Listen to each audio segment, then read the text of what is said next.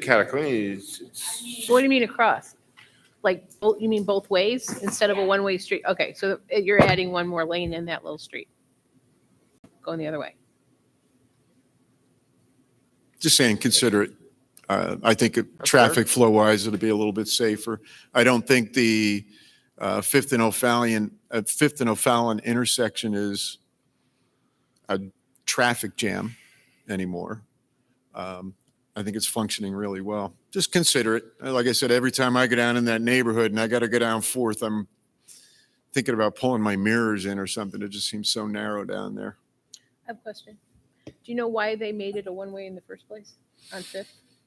No, I don't. Originally, the plan for Manhattan Boulevard, the original plans had it that Fifth Street was cut off from O'Fallon, and they made a little turnaround there at the end.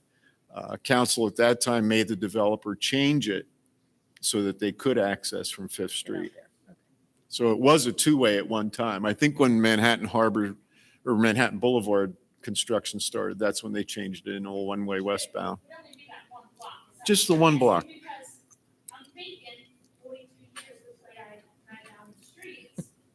All of Fourth is one way, then when you come back around, all of Fifth is one way. Right. Besides that, we want to change that one block. Just the one block. Two-way.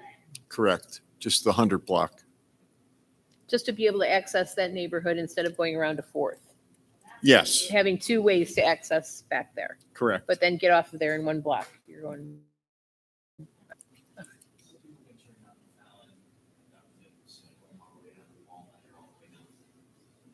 Yeah. I should just drive.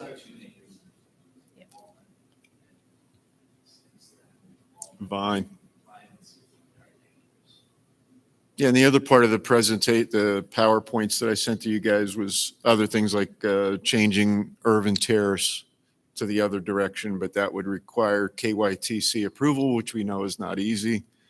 So like I said, just look at the overall traffic patterns, especially that's such a densely populated neighborhood.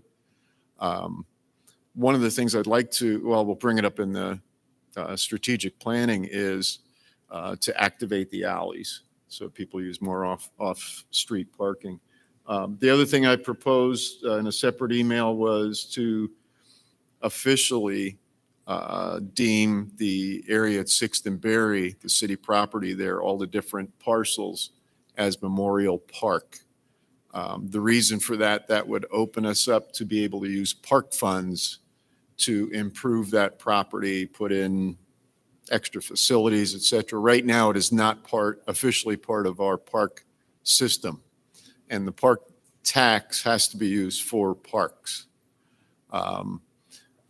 City Administrator Fawcett, I think you want to jump in on this. You also would like to include the flood wall and the Riverwalk Trail. Yeah, because we go ahead and maintain it, and those folks are paying, that's a TIF district, so real estate taxes, 80% of those go to the developer and 20% go to the city, like the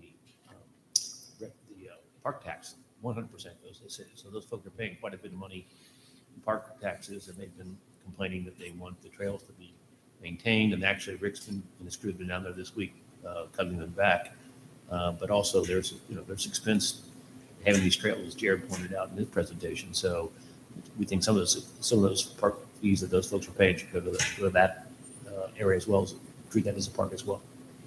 So you wanted to bundle all three in one instead of doing Memorial Park as one and then adding the other? Because I would do Memorial Park as one, and then the other two are as part of the park system too. You got the trail up above, you got a trail below. Both those should be treated as parks as well, because they bring in more people probably than any other park we have in the city. Right. And they're only going to bring in more people as we continue to expand that trail system along the river.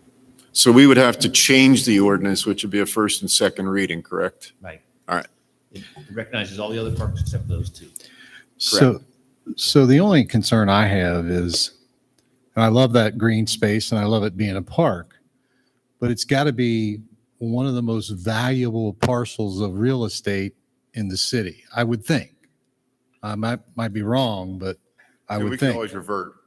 So once This isn't like the old, if it's federally funded or funded through states, then you have to designate it as a park and then move park acreage, as you remember, from Walker Park to Dayton Pike Park. That's This right. is not federally funded. This is us just calling it a park. So we could then revert back if it was necessary for whatever reason. Whenever you use federal land conservation grants, they put a restriction on that property that can only be used as a park in perpetuity. And if you want to use it for another reason, you got to find another park space like you did with Jamestown Park. But if you don't use federal funds, that restriction is not in place. And I think you just use local funds to acquire those properties. Okay, good enough. What would be the perk of doing the park board? We can use the park board funds. I mean, is there a large amount of funds that we need to spend it in? Well, as Jay said, we're getting in the 0.50 park tax on real estate is not subject to the TIF. So we get all of that from the river, from all over the city, but especially increasing because of the Manhattan Harbor development. Since we're now activating and using that space down there more, I think we can come up with some ideas. Do we put in picnic tables, gazebo, a stage, better lighting, whatever? But we would be able to use the park tax money for that if it was an official park. But any changes really have to be approved by the park board. There's no park board anymore. There is, okay. What's There's a park board. There's a park board, but it's an advisory board. In the old days, the park board actually they figured out how the money was spent. That board is gone. The current board is a board that just advises the city and recommends items in the park. that was the previous administration? They No. don't control. They the money. they advise administration. This was the previous administration that did that. That was not ours. They advise administration what to do with monies, and then administration yays or nays it. But they don't control it. No teeth. So in our street planning session next month, we will be talking about Monument Park, Memorial Park, whatever you want to call it, and about how to better activate that and some ideas. So that will be one of our discussion items. Oh, the other, Jeff, you had brought up about the confusion about transferring parks and federal funds and everything.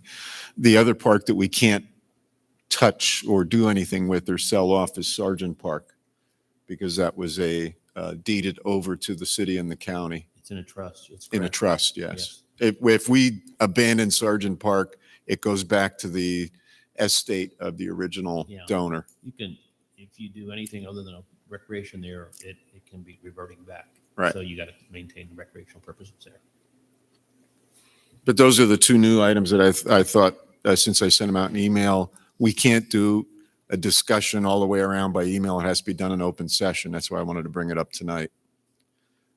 Appreciate it, Mr. Neri, and thank you for sending those out early so that we had time to think about it. It's well done, sir. Any other new businesses that council